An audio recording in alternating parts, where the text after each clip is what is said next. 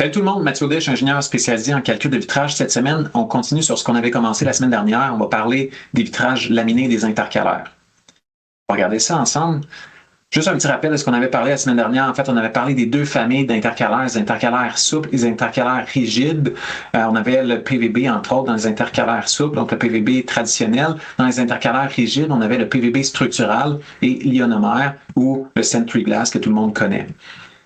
On avait parlé que les PVB étaient affectés par la durée de chargement, puis la température. Donc, si on monte la température, donc un garde-corps, disons, à l'extérieur, en été, avec un PVB ou un PVB structural, va beaucoup moins bien performer parce que, entre autres, le PVB structural va passer de rigide à souple quand on va monter la température. Un peu le même principe pour les durées de chargement. Ça, c'est ce qu'on avait vu la semaine dernière.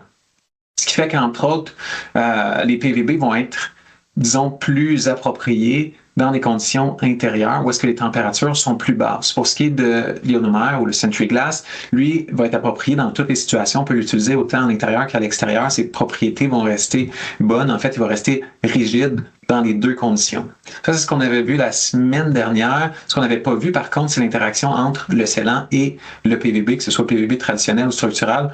On voit ici sur l'image qu'il peut y avoir des défauts qui vont se former au périmètre du vitrage. En fait, la plupart des scellants vont affecter les PVB. Vous pouvez vérifier au niveau de vos fournisseurs pour voir, selon le produit, comment ça va affecter le PVB. Il va avoir un retrait, mais ça va varier d'un produit à l'autre, d'un produit d'étanchéité à l'autre. Donc ça, c'est à vérifier. Une chose aussi qui peut affecter le PVB, c'est l'humidité. Quand on va l'exposer aux conditions extérieures, on voit ici une zone qui est un peu blanchâtre.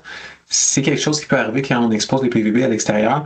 Ça reste à vérifier. C'est pas nécessairement tous les produits. Il y a des tests de vieillissement qui sont faits par les fournisseurs. Donc, je vous invite à valider avec vos fournisseurs pour vous assurer de valider, en fait, si vous pouvez utiliser ou non le PVB à l'extérieur.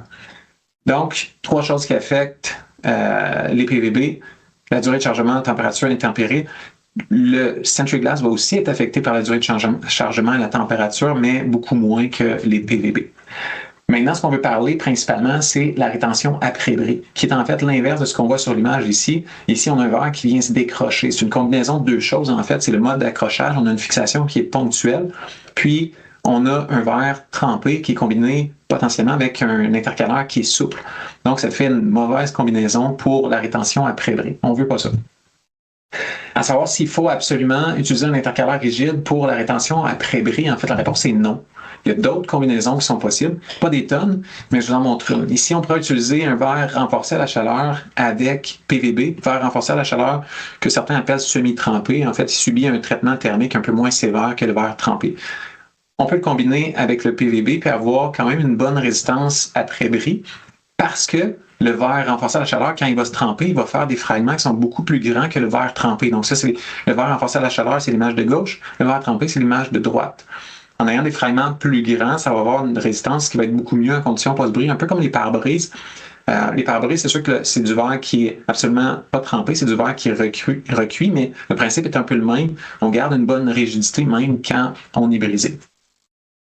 Une application potentielle, ce serait au niveau des lanterneaux et puis de lumière pour le verre intérieur de l'unité scellée. On pourrait utiliser ce genre de composition-là, donc verre renforcé à la chaleur avec PVB. On pourrait aussi l'utiliser pour les cloisons intérieures qui agissent comme garde-corps. Ça fonctionnerait aussi. On pourrait l'utiliser pour les planchers de verre. Donc, on a trois applications quand même assez typiques dans lesquelles on peut utiliser cette combinaison-là qui est de verre renforcé à la chaleur avec le PVB. Puis, on obtient une bonne résistance post-bris. Il faut faire attention quand même, comme on a parlé des défauts potentiels avec les scellants. Au périmètre des planchers de verre, on a généralement un scellant. Dans les cloisons intérieures qui agissent comme garde-corps, on a pas mal toujours un scellant aussi entre les vitrages. Donc, il faut faire attention aux défauts. Au niveau des garde-corps en verre, il faut faire aussi attention à la combinaison qu'on va faire entre l'intercalaire et le traitement thermique. Ici, on aurait un intercalaire souple avec un verre trempé, avec deux verres trempés en fait. Quand ça va se briser, ça va faire comme une serviette mouillée. Ça peut être dangereux pour les gens parce que ça peut se décrocher puis tomber sur la tête de quelqu'un. On ne veut pas ça. Dans certaines conditions, si on peut démontrer que cette combinaison-là, qui est le verre trempé avec le PVB, peut être maintenue en place, ça pourrait fonctionner, mais c'est vraiment sous toute réserve là, dans des conditions particulières. Et ça, c'est quand même à faire attention au niveau des garde-corps. Entre autres, au niveau des garde-corps, ici, on a un garde-corps typique de balcon de condo. selon la position du garde-corps par rapport au bord du plancher ou de la structure, on va devoir le laminer. Pour ça, je vous réfère au tableau 6.1 de la norme CSA à 500 pour savoir si vous devez laminer ou non votre vitrage. Mais supposons que c'est le cas, que vous deviez laminer le verre, mais il faudra faire attention qu'on ait une bonne résistance après bris. On ne veut pas que ce verre-là se décroche. Dans ce cas-là, souvent, ce qu'on a, c'est un appui haut et bas seulement. Donc, si jamais le verre est brisé, il y a quand même un certain danger que ça se décroche si on n'a pas la bonne combinaison de traitement thermique et d'intercalaire. Je vous montre ici un cas d'expertise dans lequel on a été impliqué. On avait une mauvaise combinaison entre le traitement thermique et l'intercalaire, puis le vitrage s'est décroché. Donc, il faut vraiment faire attention. Les options, en fait, ce serait l'utilisation du verre renforcé à la chaleur avec le PVB ou le verre trempé avec l'ionomère ou le Centriglass. En fait, le Centriglass étant un ionomère. Pour ce qui est du PVB, par contre, on fait attention, comme on a parlé, on s'assure avec nos fournisseurs que c'est approprié pour l'utilisation à l'extérieur selon les tests de vieillissement qui ont été faits ou non. Donc ça reste à valider au cas par cas. Puis, pour les garde-corps sans main courante, c'est un cas vraiment spécifique. On doit faire attention, en fait, on ne pourrait pas utiliser d'intercalaire souple dans ce cas-ci. Donc, c'est vraiment important d'utiliser un intercalaire rigide pour que ça demeure sécuritaire, parce que là, on n'a pas de main courante, on n'a pas de lisse supérieure. Donc, la seule protection qu'on a, c'est le fait que le verre est laminé. Donc, ça prend un intercalaire rigide dans ce cas-là. Les options, en fait, c'est selon qu'on est à l'intérieur ou à l'extérieur, parce qu'on a vu que le PVB structural était affecté par la température. C'est pour ça qu'on le retrouve juste à l'intérieur, qui est la première ligne. Donc, on pourrait utiliser un verre trempé avec le PVB structural ou un verre trempé avec le Centriglass. Ça, c'est deux possibilités à l'intérieur. Si on est à l'extérieur, il nous reste juste une possibilité pour des raisons qu'on a déjà nommées. Donc, ce serait le verre trempé avec le Centriglass. Pour un garde-corps en verre sans main courante, on veut absolument pas un verre monolithique. C'est pas permis de le faire selon le code et les normes parce qu'on n'a aucune sécurité si jamais il y a un bris. On a déjà parlé, je vous envoie là, aux petites vidéos qu'on avait faites là, concernant la redondance.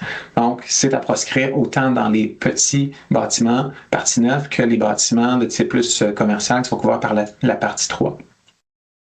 Pour ce qui est des marquises ou plutôt de verre fixés par point, ici on voit l'image, on est à l'extérieur, donc on aura des charges de neige qui sont de plus longue durée.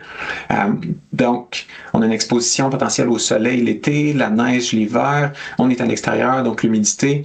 Le choix logique serait d'utiliser dans ce cas-ci l'ionomère, donc le Centriglass comme intercalaire au niveau du verre laminé. Je vous montre une image, c'est un petit peu flou, désolé pour la qualité de l'image, là, mais c'est juste pour illustrer que si on utilise du verre trempé avec du PVB, il y a un risque que ça déchire et que ça se décroche. Donc ça, c'est vraiment à faire attention. Toujours encore une question de combinaison entre le traitement thermique et l'intercalaire. Donc en gros, on veut une rétention après bris. On fait attention à nos combinaisons de traitement thermique et d'intercalaire.